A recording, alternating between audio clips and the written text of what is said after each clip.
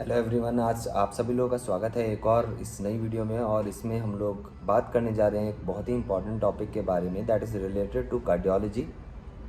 और कार्डियोलॉजी में हम लोग most of the important thing हम लोग जो रीड करते हैं, स्टडी करते हैं, that is related to like something like systemic circulation of heart. कभी कभी हम लोग देख लेते हैं पल्मोनरी सर्कुलेशन के साथ उसका जो कॉम्बिनेशन है। लेकिन कई बार हम लोग एक चीज़ के ऊपर फोकस नहीं कर पाते, that is the complete blood supply of the heart, that how it's going to the different different parts of the body, कि वो और जगहों का ब्लड सप्लाई कैसे बन पा रही है। तो वो चीज़ जो है हमें मैं आप लोगों को एक्सप्लेन करने वाला हूँ। आज हम लोग डिस्कस करने वाले हैं आपस में, एंड आई होप सो कि आप लोगों को क्लियर हो पाएगा कॉन्सेप्ट, बिकॉज इस कॉन्सेप्ट पे वर्क करना बहुत ज़्यादा ज़रूरी है, क्योंकि इस चीज़ के ऊपर मेजरली फोकस नहीं किया जाता है। एनाटॉमी फिजियोलॉजी के टॉपिक्स में भी इसे ज़्यादा प्रेफरेंस कई बार नहीं देते हैं, लेकिन होना चाहिए, जो कि एक डीपली एक ऐसी नॉलेज है जो कि हमें पता होनी चाहिए अगर हमें ईजी उस चीज़ को अपने लिए बनाना है, कि हमें फ्यूचर ओरिएंटेड रहकर अगर हम सोचें कॉम्पिटिटिव एग्जाम लेवल्स के बेसिस पर हम लोग सोचें, तो ये हर एक स्टूडेंट को ये चीज़ें पता होनी चाहिए। तो फर्स्ट ऑफ ऑल हम लोग जो प्रोसेस है इसको हम लोग स्टार्ट करने जा रहे हैं एक सिंप्लीफाइड हार्ट के डायग्राम से। तो पहले we are going to draw a simple heart diagram, and afterwards we will see the different different types of the arteries, how it's will be going to refer the complete human body, and where it will reach, and how the blood supply is going to the different body parts. So let's start by making the general structure of heart.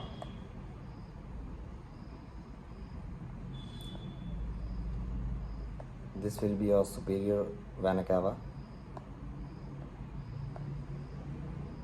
That's a general diagram to make you know how does it looks like. Inferior vena cava,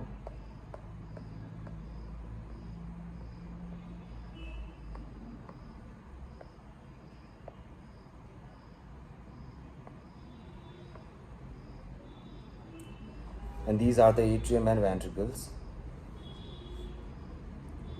And there is something which we used to say, the aorta of the heart.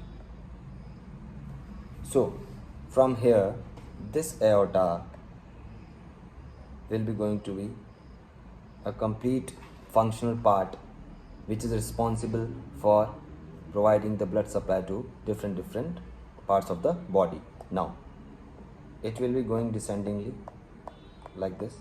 ये नीचे की तरफ को जो है आपका descending aorta जाएगा। Suppose कीजिए यहाँ पर आपको जो ये पार्ट है, ये एब्डोमिनल एओर्टा का पार्ट है।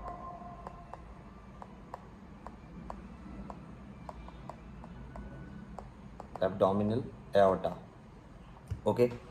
अब हम लोग जो नेक्स्ट देखेंगे वो देखेंगे कि यहाँ से कौन कौन सी जगह पर हमारा ब्लड सप्लाई जा रहा है।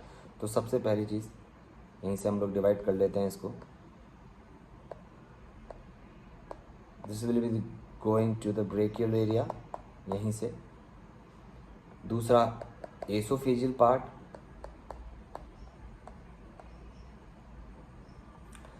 उसके बाद आपका इंटरकोस्टल एरिया,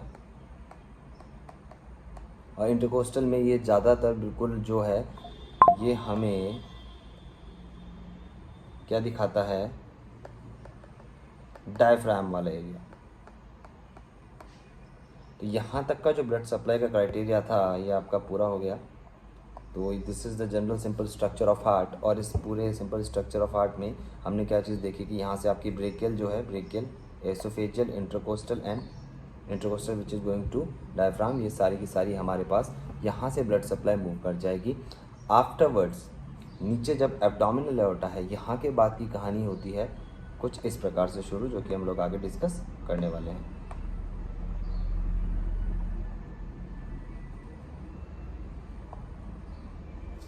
हाँ, तो भैया ये यहाँ से हो गई हमारे पास एब्डोमिनल एओर्टा शुरू।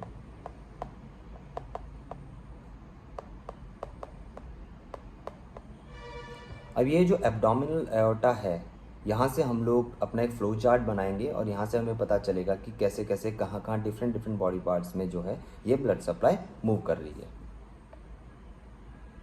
सो फर्स्ट ऑफ ऑल इसको हम लोग कैटेगराइज कर लेते हैं।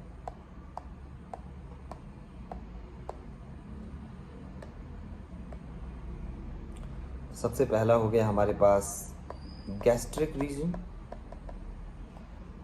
दूसरा हमारे पास हो गया हमारा splenic area, another one is pancreas,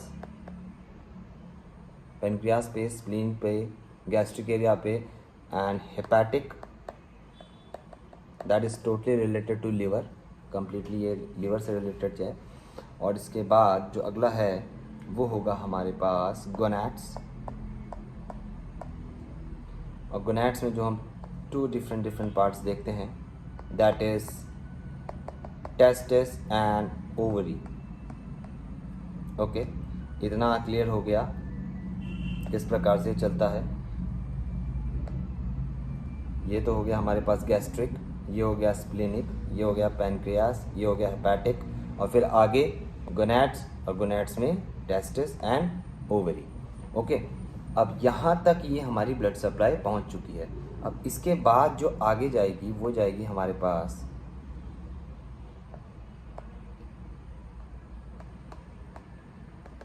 superior mesenteric artery,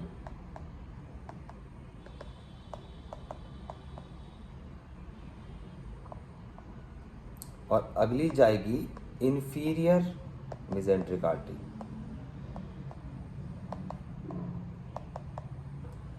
अब ये सुपीरियर मेसेंट्रिक और इंफीरियर मेसेंट्रिक के आगे की कहानी शुरू होती है। तो सुपीरियर मेसेंट्रिक जो है वो बेसिकली रिप्रेजेंट करती है किसको? वो रिप्रेजेंट करती है लार्ज इंटेस्टाइन की ब्लड सप्लाई को,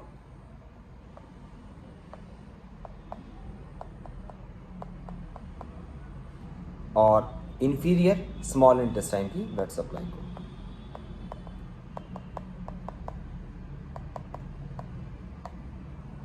अब लार्ज और स्मॉल इंटेस्टाइन की ब्लड सप्लाई जो है ये हमने देख ली सुपीरियर और इंफीरियर मेसेंट्रिक आर्टरी से। अब इसके बाद क्या होगा? इसके बाद जो आगे की प्रक्रिया होगी वो स्टार्ट होगी हमारे पास हमारी सुपीरियर मेसेंट्रिक आर्टरी से। तो अब हम लोग देख लेते हैं क्या होगा, यानी कि लार्ज इंटेस्टाइन से जो हमारी ब्लड सप्लाई है वो किस तरीके से आगे बढ़ेगी आगे। तो यहाँ पर हम मेंशन करते हैं अपना superior mesenteric artery.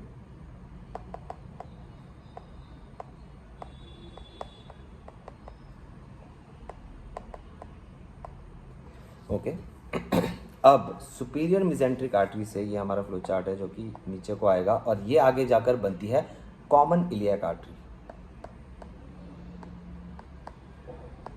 Common iliac artery, okay, is that clear? जब ये कॉमन इलियक आर्टरी बन जाती है, यहाँ से एक आगे की प्रोसेस जो शुरू होती है वो होती है कुछ इस प्रकार से कि एक एंटीरियर डिवीजन बनता है। ठीक है, यहाँ से एक एंटीरियर डिवीजन बनता है,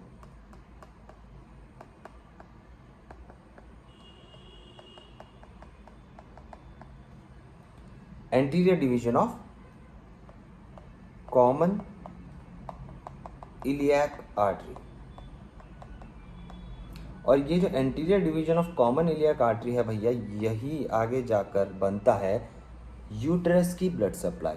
ओके, किसकी ब्लड सप्लाई? यूट्रस की, जो कि हम लोग गायनेकोलॉजी में हम लोगों को ये पार्ट देखने को मिलता है। आगे चल के जो भी स्टूडेंट्स एनाटॉमी एंड फिजियोलॉजी पढ़ने के बाद गायनेकोलॉजी में जंप करते हैं तो यूट्रस की ब्लड सप्लाई वहाँ पर उनको देखने को मिलती है। तो उन लोगों के लिए ये अच्छा है कि अगर वो लोग इससे सीख लें तो उनको पता चल जाएगा कि कैसे यूट्रस की ब्लड सप्लाई जो है यहाँ तक पहुँचती है और कहाँ कहाँ से होते हुए आती है, what is the complete pathway of it. Okay, जब इतना हो जाता है तो ये कॉमन इलियक आर्टरी आगे चलकर यहाँ से एंटीरियर डिवीजन बन गया कॉमन इलियक आर्टरी का, वो आगे जाकर यूट्रस की ब्लड सप्लाई चली गई, और यहाँ पर आने के बाद ये कॉमन इलियक आर्टरी आगे दो पार्ट में डिवाइड हो जाएगी, and the part will be right common iliac and left common iliac. जब राइट कॉमन इलियक और लेफ्ट कॉमन इलियक आर्टरी ये बन जाएगी, इसके बाद की कहानी क्या रहेगी हमारे पास कि ये आगे चलकर बनेगी right femoral artery and left femoral artery. ठीक है, यही जो है आगे चलकर क्या बनेगी, right femoral and left femoral artery. और ये आर्टरी बहुत ही मेजर आर्टरी है, फेमोरल आर्टरी, क्योंकि जो भी कार्डियक से रिलेटेड कई बार प्रोसीजर्स होते हैं लाइक PTCA, परक्यूटेनियस ट्रांसल्यूमिनस एंजियोप्लास्टी, तो प्रेफरेबली हम लोग ये जो हमारी जो फेमोरल आर्टरी है इसका पाथवे भी हम लोग फॉलो करते हैं स्टंट इम्प्लांटेशन के लिए। ओके, एंड आगे चलकर यही right femoral artery and left femoral artery क्या बनती है, देखिए ये बहुत ज़रूरी है आप लोगों के लिए जाना। It will become right pedal artery, जो हमारे बिल्कुल फीट्स पर होती है, बहुत ही लाइट हमें फील होती है फील करने पर, and this will become the left pedal artery. तो बेसिकली जो हम लोग यहाँ पर पूरा का पूरा इसका क्राइटेरिया देखते हैं उससे हमें क्या समझ में आता है कि जो सुपीरियर मेसेंट्रिक आर्टरी है, यहाँ से हमारा जो बॉटम बॉडी पार्ट है वहाँ पर ब्लड सप्लाई जाती है और ये जो सुपीरियर मेसेंट्रिक आर्टरी है आगे चलकर बनती है हमारा कॉमन इलियाक आर्टरी। इलियाक हमारी जो बोन है, बोनी एरिया है, ठीक है। फिर यहाँ पर हमारे नीचे वाले एरिया में जाने के बाद ये इधर से होते हुए एक एंटीरियर डिवीजन बनता है और anterior division of common iliac artery ये बन जाता है। आगे चल के ये कॉमन इलियाक आर्टरी का एंटीरियर डिवीजन रिस्पॉन्सिबल होता है किसके लिए, यूट्रस की ब्लड सप्लाई के लिए, ठीक है। अब यूट्रस की ब्लड सप्लाई इधर पता चल गई। अब हम लोग बॉडी के अलग अलग पार्ट्स में आ रहे हैं, ठीक है। तो इधर से हो जाएगा राइट कॉमन इलियाक आर्टरी और इधर हो जाएगी ये लेफ्ट कॉमन इलियाक आर्टरी, जो कि आगे चलकर बनेगी right femoral artery and left femoral artery. और right and left femoral artery बनने के बाद आगे चल के बिल्कुल जो फीट वाला एरिया है हमारा, वहाँ तक हमारा जो ये आर्टरीज जाएंगी और ये बनेगी हमारे पास हमारी right pedal artery and left pedal artery. तो ये इसका one of the most important criteria है कार्डियक का, और जो कि हमें आना भी चाहिए। अगर हम लोगों को ये नहीं आएगा तो कहीं ना कहीं हमारी नॉलेज लैग बिहाइंड कर रही है कार्डियक में। तो आई होप सो कि आप सभी लोगों को इतना कॉन्सेप्ट क्लियर हुआ होगा कि किस तरीके से जो डिसेंडिंग एओर्टा है आगे चलकर एब्डोमिनल एरिया में आती है। कुछ को वो पहले ही ब्लड सप्लाई उसने दे दिया जो कि ऊपर ब्रेकियल एरिया था, इसोवेजियल एरिया था, ठीक है। इसके अलावा जो हमारा इंटरकोस्टल था जहाँ पर कि डायफ्राम को जो है ब्लड सप्लाई चली गई। आगे चलकर जो एब्डोमिनल एओर्टा है उससे अलग अलग स्प्लीन हो गया, गैस्ट्रिक हो गया, हमारा पेनक्रियाज हो गया, और अलग अलग जो एरियाज़ हैं हमारे पास जैसे कि रीनल हो गया, रीनल वगैरह में भी वहीं से चली गई। और आगे चलकर जो हमारी सुपीरियर और इंफीरियर मेसेंट्रिक आर्टरी बनी, superior mesenteric artery large intestine की ब्लड सप्लाई बनी और इंफीरियर वाली स्मॉल इंटेस्टाइन की। एंड आफ्टरवर्ड जो सुपीरियर मेसेंट्रिक आर्टरी थी वो कॉमन इलियाक आर्टरी बनी, उसी से एंटीरियर डिवीजन बना और यूट्रस की ब्लड सप्लाई हुई। एंड आफ्टरवर्ड्स जो कॉमन इलियाक आर्टरी थी वो right and left common iliac artery बनी, और यही right and left common iliac artery आगे चल के right and left femoral artery बनी। And later on it will be entering as an right and left pedal artery. And I think so कि आप लोगों को सभी को ये पूरा का पूरा कॉन्सेप्ट, ये पूरा का पूरा फ्लो चार्ट क्लियर हो गया होगा, जिससे आज के बाद आप लोग आई होप सो कि इस चीज़ को ईजिली डिटरमाइन कर पाएँ, ईजिली समझ पाएँ। क्योंकि आगे चल के अगर कोई डिजीज़ कंडीशंस आप लोगों के आगे सामने आती हैं तो you can go through it and it will be easy to understand by all the students if they will go through such type of information. Okay, rest, keep watching the videos, keep liking the videos and keep sharing them. I'll be always with all of my students, and I'm really thankful for watching this video. So keep smiling, and this is the heartily thank you to all of my students, and keep learning, keep smiling, and we will watch together our next knowledge level concepts and all the related informations which are going to be a complete part of our educational life. And keep watching the video and keep liking and sharing, and I'll be always there for you. Thank you for watching this video. Thanks a lot.